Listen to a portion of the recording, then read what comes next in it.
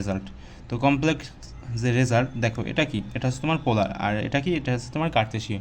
তো তুমি এখন কমপ্লেক্সের রেজাল্টটা কোন হিসাবে চাও, পোলারে চাও নাকি কার্তেশীয়তে চাও? তো আমরা কিন্তু সবসময় কীতে চাই বলো তো, পোলারে চাই, কার্তেশীয়তে চাই। যে সময় যেটা ইচ্ছে সেই সময় তোমরা সেটা সিলেক্ট করে এখান থেকে নিতে পারবা। এটা হলো আমাদের কি, কমপ্লেক্স নাম্বারের যে সকল সিস্টেমগুলো আছে সেগুলো। বোঝা গেল?